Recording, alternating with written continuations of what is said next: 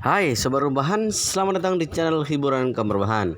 Admin akan membacakan kelanjutan sebuah cerita novel yang sangat seru, yang sangat menarik, yang sangat menghibur, yang sangat layak untuk diikuti dari awal hingga akhir.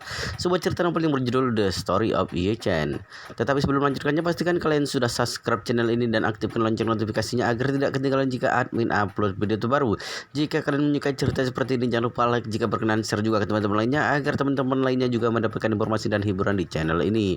Baik, kita lanjutkan di part ke 579 bertepatan dengan bab ke 2941.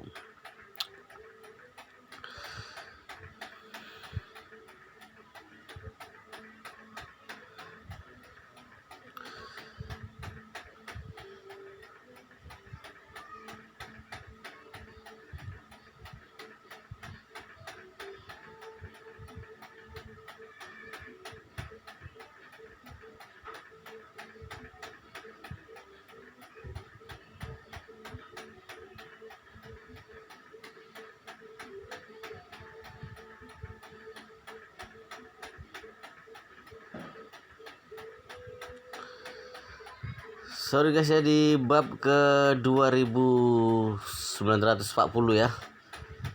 2940 kita mulai dari sini sedikit ya. Bahasanya Guyanjong itu memberikan sebuah pesawat pribadi kepada Ye Chen ya. Sembari berkata, Guyanjong menunjuk pesawat di belakangnya. Nah, ini dia hadiahku untuk Ye Chen.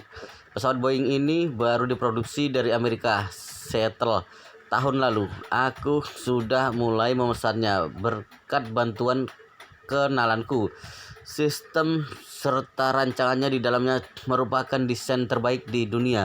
Kelak pesawat ini akan menjadi pesawat pribadi Ye Chen. Usai mendengarnya, Ye Chen pun ternganga. Dia spontan berkata, "Pamanku, hadiah ini terlalu berlebihan untukku. Aku tak sanggup menerimanya." Raut muja Guyanjong tampak datar. Terima atau tidak, terserah kamu. Pokoknya aku sudah membawanya kemari. Jika kamu tidak mau menerimanya, tinggalkan saja di sini. Lin Wan Qiu yang berdiri di samping buru-buru menyambung, "Ye Chen, ini adalah niat baik dari pamanmu. Lagi pula, ini sama sekali tak berlebihan. Kamu terima saja." Ye Chen bukannya segan terhadap Guyanjong, hanya saja dia merasa hadiah berbentuk pesawat pribadi ini benar-benar memakan terlalu banyak biaya. Terlebih lagi, itu bukan pesawat ukuran biasa yang harganya berkisar puluhan juta atau ratusan juta yuan, melainkan pesawat pribadi merek Boeing 737 rancangan terbaru. Harga pasaran pesawat umum dengan nomor seri yang sama bisa mencapai ratusan juta dolar Amerika. Tetapi itu masih harga pesawat umum, sedangkan harga pesawat pribadi yang telah melalui proses perombakan dan rancangan terbaru berada jauh di atasnya. Setidaknya harganya bisa 2 kali lipat dari sebelumnya. Jika dihitung-hitung, harga pesawat ini kurang lebih dari 1 miliar yuan. Pada hari ulang tahunnya, dirinya justru menerima hadiah semahal ini. Sebenarnya Ye Chen merasa sedikit tidak enak. Guyanjong melihat Ye Chen yang tampak ragu-ragu, dia pun menghampirinya, kemudian merangkul bahunya dengan tulus berkata, "Ye Chen, dalam hatiku kamu itu sama seperti putraku sendiri. Sekarang kamu sudah punya usaha pribadi, pasti akan sering dinas ke berbagai tempat, bahkan luar negeri. Punya pesawat pribadi akan sangat memudahkan kegiatanmu." Ye Chen dengan sungguh-sungguh berkata, "Pamanku, sebenarnya keluarga Yi juga punya pesawat pribadi yang cukup untuk ku gunakan. Aku sungguh tidak ingin paman mengeluarkan biaya sebanyak ini." Guyanjong dengan serius berkata, "Pesawat pribadi keluarga Yi adalah milik keluarga Yi. Yang kuberikan ini akan menjadi punyamu sendiri. Menggunakan barang milik sendiri, milik pribadi, rasanya seperti berbeda, bukan? Lagi pula saat ini hubunganmu dengan keluarga Yi tidak begitu bagus. Seandainya suatu hari kamu bertengkar dengan kakekmu, mana mungkin kamu punya muka untuk menggunakan pesawat pribadinya. Satu lagi, sebenarnya untuk apa kamu merasa sungkan padaku ini?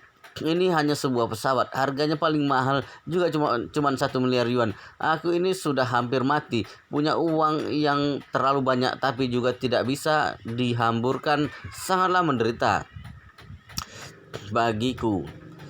Lin Man Kyu yang di samping segera menjelaskan, benar Yi Chen, kamu terima saja dengan senang hati. Jangan biarkan pamanmu ini terus memohon padamu agar menerima hadiah darinya. Setelah mendengarnya, Yi Chen juga merasa bahwa dirinya terlihat kurang sopan di mata kedua seniornya ini. Hadiah yang makin berharga, makin menandakan rasa hormat paman serta bibinya ini padanya. Jika dia terus menolak, itu akan sangat melukai hati mereka. Akhirnya Yi Chen mengangguk berkata, terima kasih pamanku, bibi Lin. Kelak aku sudah termasuk salah satu orang yang punya pesawat pribadi sendiri. Gu Yanjong terbahak-bahak mendengarnya. Dia melingkarkan lengannya pada pundak Yi Chen, kemudian meremas sisi bahunya dengan bangga berkata, ayo jalan, kita ke restoran sekarang. Yi Chen mempersilahkan Gu Yanjong serta istrinya untuk duduk di kursi belakang mobil BMW 760 miliknya. Sebelum dirinya menaiki mobil, dia berpesan pada Chen Jekai, Tuan Chen, bawa mobilmu dan buka jalan di depan. Sekarang juga kita langsung berangkat ke Mansion Tenxiang. Sebelumnya, Yi Chen sudah berpesan pada Hongwu bahwa dirinya akan menjamu tamu di Mansion Tenxiang. Oleh sebab itu, hari ini Mansion Tenxiang tidak melayani tamu luar kecuali mereka. Hongwu juga meninggalkan segala pekerjaannya kemudian pergi ke Mansion Tenxiang. Pada pagi hari, dia membagikan tugas untuk para petugas keamanan serta pelayanan restoran, kemudian mengecek kehigienisan bahan makanan yang digunakan dalam masakan. Segala perhatiannya tercurahkan pada jamuan makanan tersebut. Ketika Chen Jekai memimpin barisan mobil di depan dan meninggalkan lokasi bandara, dia pun menyampaikan kabar tersebut pada Hongwu. Dalam sekejap, Hongwu langsung meminta para pelayan Mansion Tenxiang untuk bersiap-siap di depan pintu masuk agar menyambut kedatangan seluruh tamu mereka. Di saat yang sama, dia juga menugaskan sejumlah anak buahnya untuk berjaga di dua sisi pintu, bahkan tidak memperbolehkan pihak yang tak bersangkutan sembarangan masuk. Walau bagaimanapun, Gyu Kuyi yang datang bersama Yi Chen merupakan artis terkenal dunia. Seandainya kabar dirinya muncul di Mansion Tenxiang beredar, takutnya akan ada gosip yang tersebar. Hongwu sangat setia pada Yi Chen. Tentu saja dia tidak berharap atasannya itu berada dalam posisi yang merugikan. Saat rombongan mobil tersebut memasuki tempat parkir, Hongwu serta sejumlah pelayan restoran telah bersiaga di pintu depan untuk menyambut kedatangan mereka. Yi Chen memberhentikan mobilnya. Hongwu langsung maju dan membukakan pintu belakang sekaligus pintu depan mobil. Dengan santun berkata pada Gu Yanjong sekeluarga, selamat datang di Mansion Tenxiang. Selanjutnya, dia membantu Yi Chen membuka pintu dari luar dan berkata, Mas Tri, ruangan sudah kusiapkan, mari kita masuk. Yi Chen mengangguk-angguk, kerja bagus, sudah sepatutnya. Di waktu yang sama, Chen Jekai turun dari mobil kemudian berbicara pada Yi Chen, Tuan Ji, saya akan berjaga di depan pintu. Jika ada perlu, Anda bisa langsung memanggil saya. Yi Chen menjawab, untuk apa kamu berdiri di depan pintu? Minta Hongwu untuk mengatur sebuah ruangan untuk kalian. Makan dan minumlah sebentar, nanti aku juga akan singgah ke tempat kalian. Hongwu segera membalas, baik Mas Tri, serahkan saja semuanya pada saya. Usai mendengarnya, perasaan Chen Jekai amat tersentuh. Setiap saat di hati Yi Chen selalu ada dirinya serta Hongwu. Pada bawahannya ini, sikap Yi Chen tersebut memang berbeda dengan tuan muda kaya raya lainnya. Pada akhirnya Chen Jekai dengan penuh rasa hormat berkata, siap tuan. Yi Chen menganggukkan kepalanya, sedangkan Hongwu mulai berkata, Mas Tri dan yang lainnya, silakan ikuti denganku. Selanjutnya, 4 orang itu masuk ke dalam bangunan Mansion Tenxiang bersama Hongwu. Gyu Yi teringat akan kue tar pesanannya. Dia buru-buru berkata pada Hongwu, Tuan Hong, nanti akan ada orang yang mengantar kue tar pesananku. Tolong siapkan kereta dorong yang cantik untuk mengantarkan kue itu ke ruangan kami. Ya, kue itu sangat berharga. Jadi mohon minta pelayan yang bertugas untuk lebih berhati-hati. Jangan sampai kuenya rusak. Terima kasih banyak. Hongwu dengan mantap menjawab, Nonaku, tidak perlu sungkan, ku jamin semuanya pasti beres. Setelah berbicara dengan Gu Kuyi, dia menuntun mereka semua ke ruang VIP Diamond. Saat ini ruangan tersebut tersusun dengan rapi dan bersih seperti debu pun tak terlihat sama sekali. Di meja bulat berukuran besar itu telah tertata 8 jenis sajian pelengkap. Semuanya dimasak dengan resep spesial yang terkenal. Di tengah meja terdapat 2 botol bir Mo Tai serta wine romance Chianti yang harganya hingga ratusan ribu yuan. Total peralatan makanan yang disediakan di atas meja ada 4 set. Terdapat selembar kertas keemasan di samping sisi piring set masing-masing. Di atasnya tertera tulis tangan yang indah berikut dengan informasi yang diperlukan. Hong Wu berkata pada Yi Chen, "Saya telah menyiapkan sebuah kertas bertuliskan menu hari ini. Hidangan makanan akan disajikan sesuai urutan. Bahan-bahan masakan serta ciri khas dari tiap makanan telah tertulis dengan detail di atasnya. Silakan dibaca sekilas dan pahami sebentar. Jika ada pantangan makanan atau keperluan lain bisa langsung beritahu saya." Yu Yanjong meraih kertas tersebut dan memujinya. Tulisannya cantik sekali. Kualitas kertasnya juga sangat paten. Sembari berkata, dia menempelkan kertas itu ke hidung dan menciumnya. Matanya tampak takjub. Aroma tinta ini sangat pekat dan unik. Sepertinya ini bukan tinta biasa, bukan? Hong Wu mengacungkan jempolnya dengan kagum berkata, "Tuan Gu memang punya selera yang tinggi. Saya secara khusus meminta seseorang ahli kaligrafi menulisnya. Tinta yang digunakan merupakan bahan spesial yang terbatas." Gu Yanjong kerap memujinya. "Tuan Hong Wu sungguh teliti dan perhatian. Aku bahkan tak pernah menerima pelayanan sebaik ini di Yanjing." Hong Wu membalas, "Sejujurnya biasanya Mansion Tianxiang juga tak akan menyediakan pelayanan semacam ini, tetapi demi melayani tamu Master Yi yang berharga, saya menaruh perhatian lebih banyak ke dalamnya." Gu Yanjong lagi-lagi mengacungkan jempolnya dengan riang. "Tuan Hong Wu benar-benar yang terbaik. Tuan Gu biasa saja. Ini sudah sepantasnya." Usai berbicara, Gu Yanjong berkata pada Yi Chen, "Master Yi, saya tidak akan mengusik waktu." Mungkin Hong Wu ya. Usai berbicara, Hong Wu berkata kepada Yi Chen, "Master Yi, saya tidak akan mengusik waktu makan Anda dan tamu-tamu lagi. Sebentar lagi saya akan mengatur kue tar yang dipesan oleh Nona Gu tadi. Bila Anda sekalian punya permintaan, segera beritahu saya." Yi Chen perlahan mengangguk, kemudian berkata, "Hong Wu, tolong minta pelayanmu untuk menyiapkan 3 gelas air mineral kemari." Sesudah mendengar perintah Yi Chen untuk mengambilkan air mineral murni, Hong Wu pun berkata, "Master Yi, bagaimana kalau aku menyeduh beberapa teh long jing kiriman dari Suhang kemarin? Kualitas tehnya benar-benar paling top." Hong Wu tampak tak paham apa alasan Yi Chen memintanya menyiapkan 3 gelas air mineral. Maka dari itu Yi Chen mengibaskan tangannya sambil tersenyum. "Tidak perlu repot-repot, ambilkan saja apa yang aku minta tadi. Oh iya, tolong ambilkan sebuah pisau kecil juga untukku." Walau tak paham tujuan Yi Chen yang sebenarnya, Hong Wu tetap mengangguk dan berkata, "Baik, Master Yi, aku akan menyiapkan sekarang. Sebentar lagi akan ku antar kemari." Gu Yanjong sekeluarga tampak kebingungan dan penasaran apa yang akan dilakukan Yi Chen dengan benda-benda itu. Namun tak ada satupun dari mereka yang berani bertanya lebih jelas. Selanjutnya Yi Chen hanya tersenyum sambil berkata, "Paman Gu, Bibi Lin dan juga Nanan, mari kita duduk." "Baik." Gu Yanjong tertawa lepas. "Yi Chen, hari ini ulang tahunmu. Aku sangat gembira bisa merayakannya bersamamu. Pokoknya kita harus minum-minum dengan senang." Yi Chen mengangguk tanpa ragu. "Tak masalah, Paman. Minum seberapa banyak pun akan kutemani." Usai berbicara, dia menjulurkan tangannya dan membuka sebotol Mo Tai. Kemudian menuangkan 2 gelas untuk dirinya dan Gu Yanjong. Gu Yi ikutan membuka botol wine romance Chianti, lalu menuangkannya ke wadah wine yang disiapkan. Dirinya berkata ke Kak Yi Chen, "Malam ini aku ada konser, jadi sebaiknya aku jangan minum terlalu banyak. Nanti aku minum 1 gelas saja untuk bersulang dengan kalian. Setelah konserku selesai di lain waktu akan kutemani kamu minum-minum lagi." Yi Chen tersenyum dan berkata, "Tidak perlu cemas, kamu minum saja lebih banyak. Kegiatanmu tak akan terganggu sedikit pun."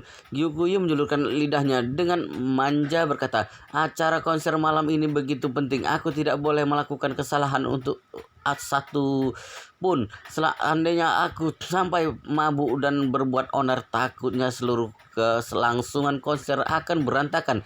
Yi Chen menepuk-nepuk dadanya. Nanan, percaya padaku sepenuhnya. Dengan adanya aku di sini, kamu pasti akan baik-baik saja. Gyokuyi tampak ragu-ragu untuk beberapa saat, tetapi selama ini Ye Chen tak pernah mengingkari janjinya. Akhirnya dia pun mengangguk dan memutuskan untuk mempercayainya. Baiklah, kalau begitu aku akan mendengarkan perkataanmu. Jika aku berbuat konyol dan menyebabkan konserku jadi berantakan, kamu harus tanggung jawab. Ye Chen mengangguk-angguk dengan senyum menjawab, beres, percaya semuanya padaku. Gyokuyi kembali bertanya pada Lin Wan Qiu di sisinya, ibu mau minum wine sedikit tidak? Di hari ulang tahun Ye Chen yang membahagiakan ini, tentu saja aku harus minum, ucap Lin Wan Qiu.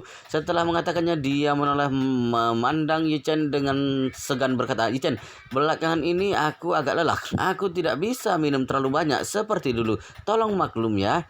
Ye Chen mengangguk kemudian bertanya dengan lembut, Bibelin kelelahan karena pekerjaan akhir-akhir ini? Gu Yanjong yang di sebelah spontan menjawab dengan heboh, benar. Sesudah membereskan konflik internal maupun eksternal di perusahaan, bibimu ini selalu membantuku mengurus persoalan di perusahaan. Meskipun kedua adikku itu sangat jujur, tapi melalui pertimbangan dari masalah yang sudah lewat, aku sulit mempercayai mereka sepenuhnya. Maka dari itu aku tak begitu berani memberikan tugas yang penting ke tangan mereka. Kini orang yang kepercayaan kami itu juga semakin sedikit. Jadi bibimu ini yang harus berkorban. Usai berbicara, Gu Yanjong kembali menatap Lin Wan Qiu dengan penuh syukur berkata, istriku, kamu sudah bekerja keras. Lin Wan Qiu tersipu malu. Ini tidak ada apa-apanya. Asalkan kamu tetap sehat dan perusahaan berjalan dengan lancar, aku sudah senang. Lagi pula usiaku juga lebih muda darimu. Pekerjaan segitu bukan apa-apa bagiku.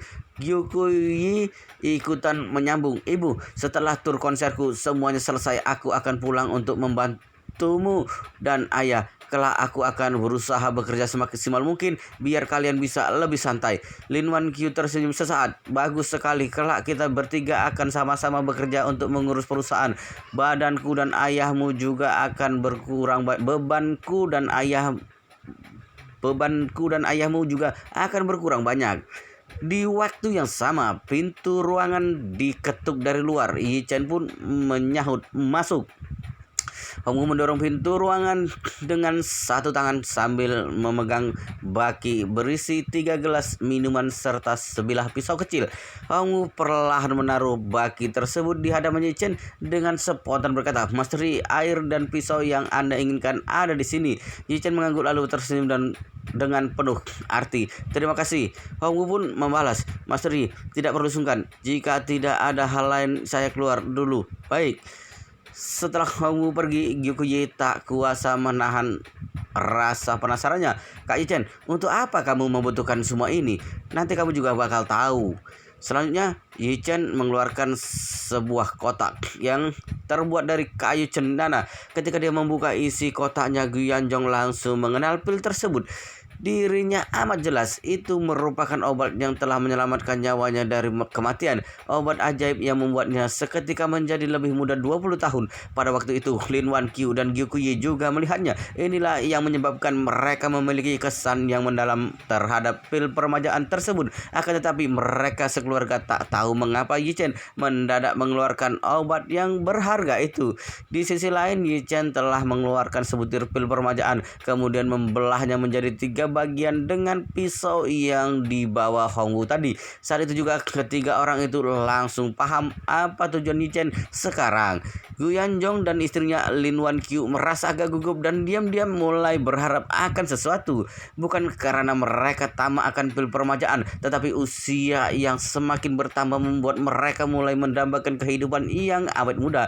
Jauh sebelumnya, mereka juga tak pernah bermimpi untuk bisa melihat pil permajaan lagi seperti ini. Oleh sebab itu, Ketika melihat Yi Chen membagi obat tersebut menjadi 3 bagian, mereka berdua langsung mengerti niat Yi Chen selanjutnya. Tentu saja keduanya amat bersemangat membayangkannya. Selanjutnya Yi Chen mencelupkan 3 bagian dari pil tersebut ke masing-masing gelas air mineral tadi. Sebenarnya pil itu sungguh ajaib.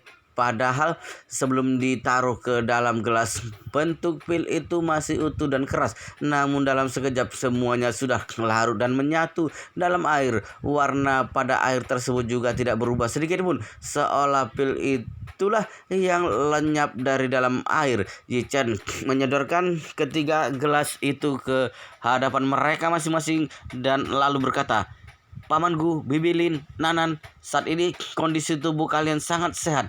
Tapi karena beban pekerjaan yang berlebihan, stamina kalian agak kurang.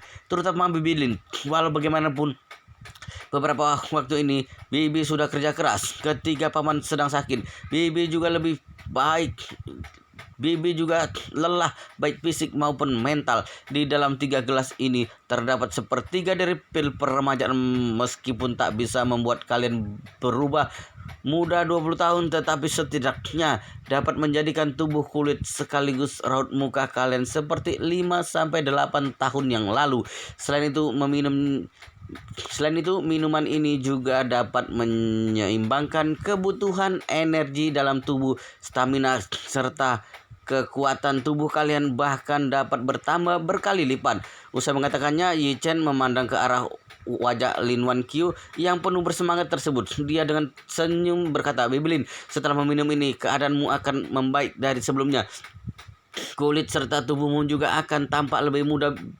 Bisa-bisa orang yang tak mengenalmu akan menganggapmu sebagai wanita berusia 30-an tahun.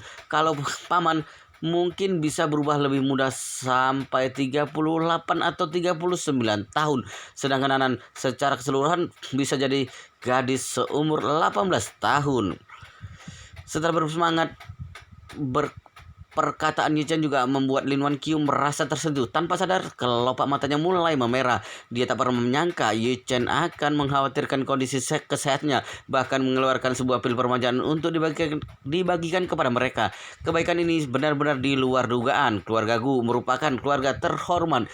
Demikian pula dengan latar belakang keluarganya sendiri, sama sekali tidak kalah hebat dengan keluarga sang suami. Namun semakin memiliki harta yang melimpah, Lin Wan Qiu makin paham kalau uang bukanlah yang terpenting di dunia.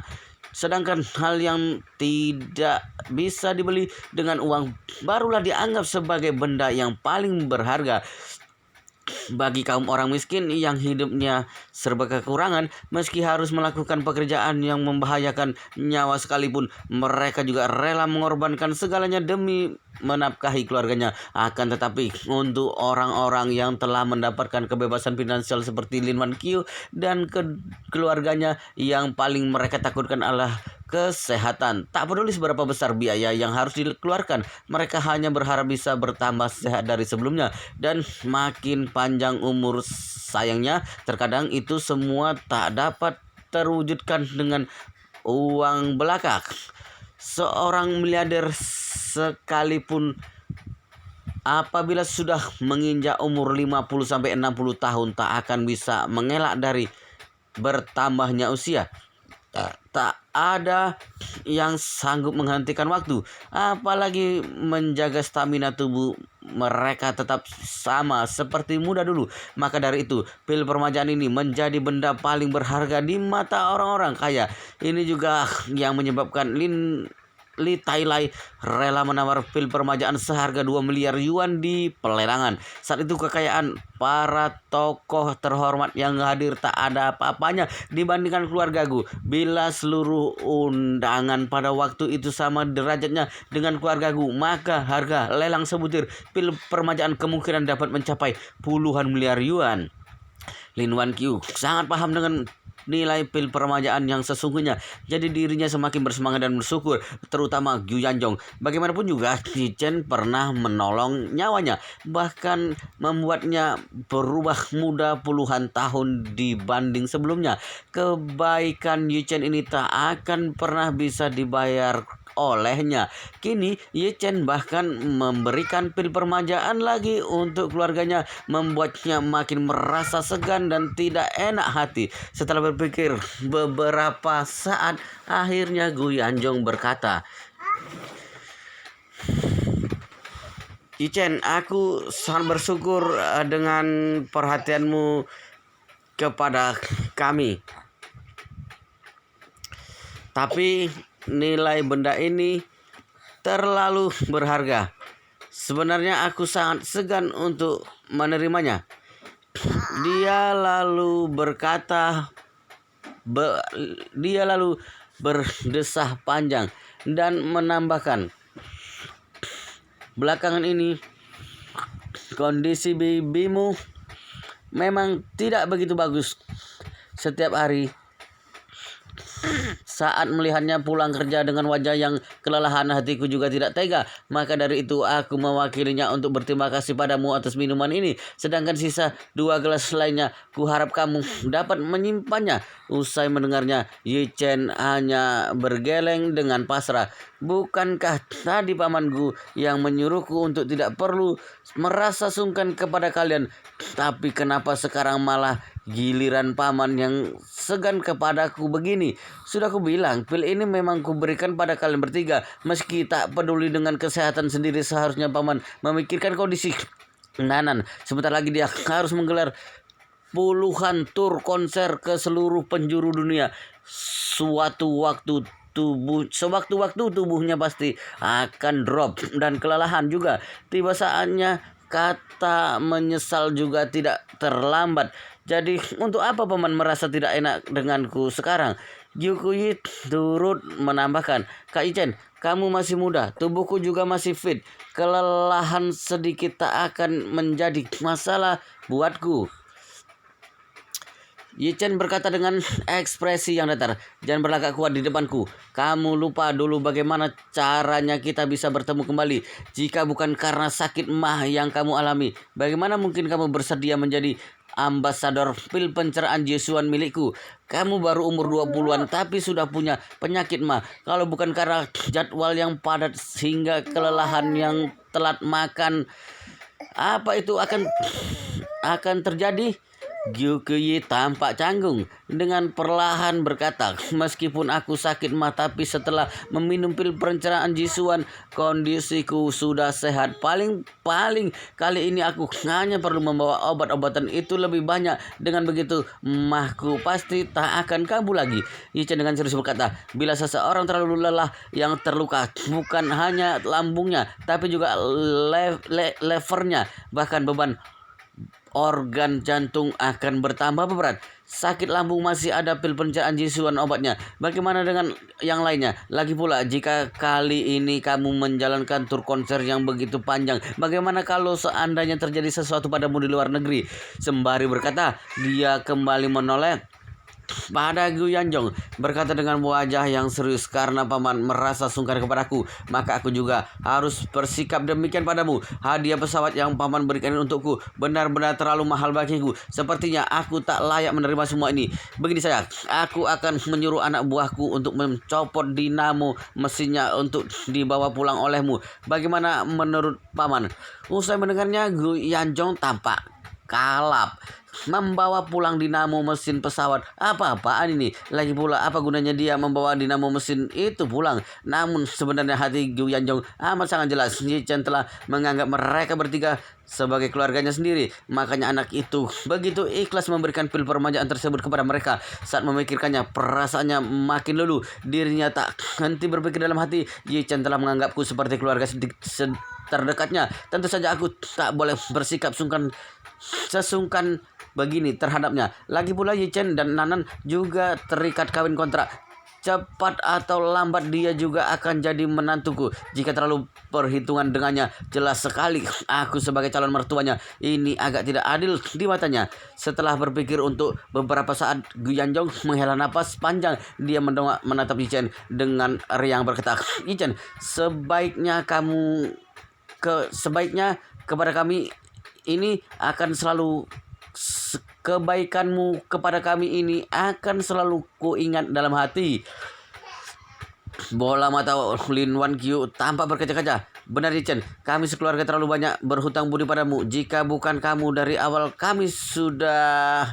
Yichen buru-buru membalas. Bibi Lin, tak boleh berkata seperti itu. Aku yang berhutang budi pada kalian. Selama bertahun-tahun lamanya, kalian sekeluarga terus berdiri di pihakku. Senantiasa mencari keberadaanku, sekaligus mencemaskan keadaanku. Kalian tak berhenti mencariku di seluruh tempat. Terkadang aku sempat berpikir atas dasar apa aku menerima semua kebaikan kalian ini. Aku akan mengingat seluruh budi kalian selamanya dalam hati. Mata Gikuyi mulai memerah. Dia berusaha menahan air matanya. Dengan girang berkata, ayah, ibu, kita menganggap Kak Yichen sebagai keluarga kita sendiri. Demikian pula dengan Kak Yichen. Artinya kita berempat adalah keluarga sejati. Meskipun aku belum menikah dengan Kak Yichen, dia juga tetap bagian dari keluarga kita. Sesama keluarga, tak perlu merasa canggung atau segan seperti ini. Dia lalu memandang 3 orang di hadapannya tersebut dengan serius berkata, hari ini aku akan menegaskan sekali lagi, kalau aku tak akan segan-segan lagi kepada Kak Yichen. Jika Kak Yichen bersikap baik padaku, itu adalah keberuntunganku. Oleh sebab itu, aku tak akan merasa keberatan dalam menerima kebaikan darinya. Aku akan menikmatinya dengan senang hati. Tentu saja Kak Yichen juga harus bersikap sama sepertiku. Apapun yang terjadi, lain kali Kak Yichen harus menerima bantuan dariku. Setelah mengatakannya, Gikuyi mengangkat salah satu gelas berisi air mineral tersebut dengan bangga berseru, pokoknya terserah kalian saja, akan ku minum air ini duluan. Gikuyi mengangkat air gelas itu dan langsung meneguknya hingga habis. Selanjutnya tubuhnya merasa energi ajaib yang tak bisa digambarkannya dengan kata-kata. Dalam sekejap keadaan fisiknya seolah kembali ke beberapa tahun yang lalu. Dia perlahan memejamkan matanya, merasakan setiap perubahan yang dirasakan dalam tubuhnya. Dalam hati berpikir, jika tahu khasiat air ini akan sehebat ini, aku sama sekali tidak akan ragu-ragu untuk meminumnya. Selanjutnya Yichen menatap Lin Wan Qiu dengan serius berkata, Bibi Lin juga boleh meminum sekarang. Lin Wan Qiu perlahan mengangguk lalu meraih salah satu gelas. Wajahnya tampak gugup, namun dia segera menghabiskannya dalam sekejap. Saat kemudian dirinya bereaksi seperti Gikuyi tadi, bahkan tampak lebih fantastik darinya. Perasaan itu melampaui bayangan setiap orang dewasa, merupakan pengalaman yang menakjubkan bagi siapapun di dunia. Air mineral murni itu bagaikan air jernih yang melembabkan tanah kering yang gersang. Khasiatnya membuat umur manusia bertambah panjang, menyebabkan timbulnya kehidupan yang baru di tanah gersang tersebut. Dulu Lin Wan Qiu pernah melihat gambaran tersebut di film dokumenter yang ditonton olehnya. Sebuah kamera yang diletakkan di lokasi yang tetap merekam adegan cuaca dari musim dingin hingga musim semi. Padahal itu semua terjadi dalam kurun waktu beberapa bulan lamanya, tetapi sutradara film dapat mengubahnya menjadi rekaman yang cuma sekian detik. Dalam hitungan detik, musim dingin yang beku berubah menjadi musim semi yang hangat. Segala macam jejak kehidupan tersorot dengan jelas. Setiap kali menonton gambaran tersebut, Lin Wan Qiu semakin menganggap bahwa nyawa makhluk hidup di dunia ini sangat berarti. Oleh sebab itu, tiap melihatnya dia akan merasa takjub. Sedangkan kali ini keajaiban itu terjadi pada dirinya sendiri. Hidupnya seolah telah diperbaharui. Pil permajaan memberinya efek yang signifikan, yaitu stamina sekaligus mentalnya yang jauh lebih baik dibanding sebelumnya. Mulanya tubuhnya selalu merasa agak lelah, namun kali ini segala rasa lelah yang dialaminya hilang dalam sekejap. Di samping itu, dia merasa napasnya menjadi lebih lancar. Tubuh lesu yang nyeri yang dirasakan sebelumnya mendadak sirna. Badannya juga terasa lebih ringan. Lin Wan Qiu tersadar ini semua kemungkinan besar dikarenakan kapasitas vital tubuhnya yang bertambah. Aliran darahnya berubah menjadi lebih normal dibanding terakhir kalinya. Pada umumnya, stamina seseorang yang mulai menginjak usia 20 tahun ke atas akan perlahan merosot, terutama kelompok pengawal maupun atlet profesional. Umur 16-17 tahun merupakan kondisi paling prima. Akan tetapi kondisi tersebut paling lama hanya dapat bertahan selama 5 tahun. Selanjutnya stamina seseorang semakin lama akan semakin menurun. Faktor utamanya yaitu karena vitalitas tubuh yang berkurang. Andai pun ada stamina melebihi orang lain, suatu saat tetap akan mengalami perubahan. Umur 25 tahun seseorang dapat berlari sepanjang 5 kilometer dengan mudah, tapi setelah berusia 30 tahun, dirinya belum tentu sanggup berlari sebanyak 3 kilometer. Namun saat ini Lin Wan Qiu dapat kembali muda beberapa tahun secara kilat. Perasaan semacam ini membuatnya amat tercengang. Gu Yanjong serta Gu Kuyi hanya memandang Lin Wan Qiu dengan seksama. Sebenarnya dalam waktu yang singkat begini, mereka belum menyadari adanya perubahan yang besar pada diri Lin Wan Qiu. Namun mereka dapat melihat bahwa warna muka Lin Wan Qiu sudah lebih terang dari sebelumnya. Yang paling menakjubkan yaitu kerutan di ujung matanya langsung sirna. Demikian pula dengan kerutan pada sekitar wajahnya. Sekejap dirinya akan berubah lebih muda beberapa tahun. Yuki amat girang. Dia segera memeluk sang ibu dengan erat. Ibu jadi kelihatan muda sekali. Gu Yanjong juga memujinya. Wan Qiu, kamu memang jadi lebih muda. Lin Wan Qiu menengok melihat pantulan dirinya di cermin samping dinding. Ketika melihat parasnya sekarang, saat dirinya tampak syok dan tak bisa berkata-kata. Selanjutnya sepasang bola matanya terasa hangat dan basah hingga pada akhirnya pandangannya terlihat buram akibat genangan air mata. Gu Yanjong segera merangkul pundaknya dan mendekapnya, sedangkan Lin Wan Qiu perlahan menangis penuh haru di pelukannya. Gu Yanjong berusaha menenangkan dirinya. Lihat, kamu ini sudah jadi muda malah menangis. Di luar sana entah ada beberapa banyak wanita yang iri pada dirimu yang sekarang. Lin Wan Qiu terseduh-seduh berkata, aku terlalu senang, jadinya bingung harus bagaimana. Lagi pula sebelumnya aku juga tak pernah bermimpi akan mendapatkan mukjizat seperti ini. Suamiku, coba jelaskan padaku, apakah benar ini semua adalah kenyataan? Gu Yanjong tertawa. Tentu saja kenyataan. Kamu lupa bagaimana dulu Yi Chen mengobatiku. Semua pakar kanker terbaik di dunia sudah memvonis bahwa nyawaku tak akan terselamatkan lagi. Menyuruhku untuk bersiap-siap selama 1 bulan ke depan. Tapi sekarang, lihatlah aku. Bukankah aku sudah sembuh sepenuhnya? Selain itu, tubuhku juga jauh lebih bugar dari sebelumnya. Ini bukanlah mimpi. Semuanya berkat Yi Chen. Lin Wan Qiu mengangguk-angguk. Kemudian menoleh melihat Yi Chen. Dia menyeka air matanya dengan riang berkata, Yi Chen, Bibi benar-benar tak tahu harus bagaimana berterima kasih padamu. Yi Chen tersenyum membalas, Bibi Lin, dengan terus bertahan hidup dan panjang umur itu sudah cukup untukku. Lin Wan Qiu amat tersentuh. Air matanya kembali menetes. Dia pun menganggukkan kepala sambil menyeka air matanya kembali. Dengan sungguh-sungguh berkata, baik, aku pasti akan hidup dalam waktu yang lama. Punya anak-anak yang begitu baik seperti kamu dan Nanan. Aku dan pamanmu pasti harus berjuang untuk hidup sehat dan panjang umur. Setelah itu Yi Chen pun berkata kepada pamanku, sekarang giliranmu meminumnya. Sekarang giliranmu meminumnya. Gu Yanjong baru sadar tinggal dirinya yang belum meminum air mineral tersebut. Tetapi semakin dia menyadari keajaiban dari air gelas itu, dia semakin merasa gugup. Menurutnya keluarganya ini terlalu banyak berhutang pada Yi Chen. Akhirnya dia kembali bernegosiasi dengan Yi Chen. Sepertinya aku tidak perlu meminumnya lagi. Bukankah sebelumnya aku sudah meminum sebutir pil permajaan yang utuh? Akan sangat mubazir bila aku meminumnya lagi. Wajah Yi Chen tampak berkerut. Dengan tegas berkata, jika pamanku tidak meminumnya, akan kubuang air ini. Usai berbicara, dia meraih gelas terakhir itu dan berlagak hendak menuangkannya ke lantai. Gu Yanjong tersentak sesaat. Dia amat cemas Yi Chen akan benar-benar membuang air berharga tersebut. Dia spontan berseru, jangan dibuang, itu amat berharga. Lin Wan Qiu yang berdiri di samping mulai merasakan sesuatu hal. Bilang kelewat sungkan kepada Yi Chen. Pada akhirnya Yi Chen akan merasa tidak enak. Selanjutnya dia menggenggam tangan Gu Yanjong lalu berkata kepadanya, suamiku, ini adalah bentuk ketulusan Yi Chen kepada kita. Kamu tak perlu bersikap sesegan itu kepadanya. Lagi pula kita semua satu keluarga. Jangan sampai membiarkan Yi Chen merasa tidak nyaman dengan kita.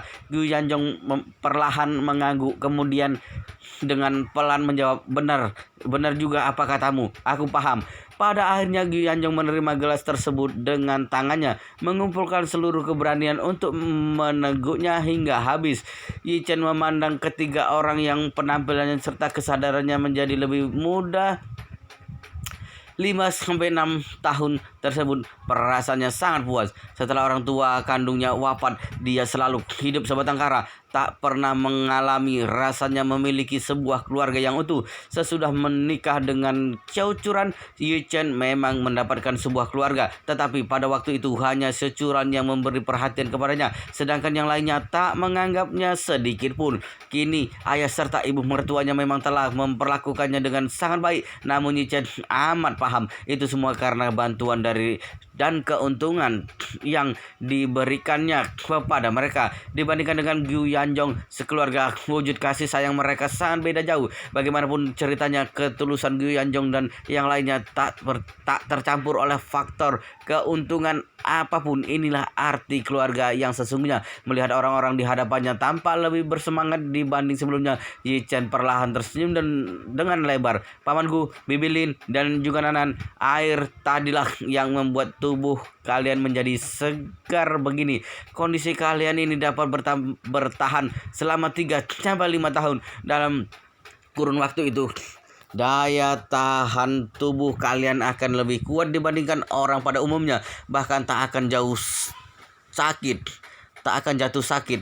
Tapi kalian juga harus tetap menjaga kesehatan. Jangan beraktivitas kelewat lelah. Tidak boleh terlalu sibuk bekerja sehingga menguras semua tenaga kalian. Ketiga orang itu serentak mengangguk. Lin Wan Qiu mengelap air matanya dengan sungguh-sungguh berkata, Yi Chen, kamu tenang saja. Kelak aku dan pamanmu pasti akan memprioritaskan kesehatan terlebih dahulu. Tidak akan bekerja melewati batas. Jika tidak, niat baikmu ini akan sia-sia. Gyu Yanjong berkata dengan penuh syukur.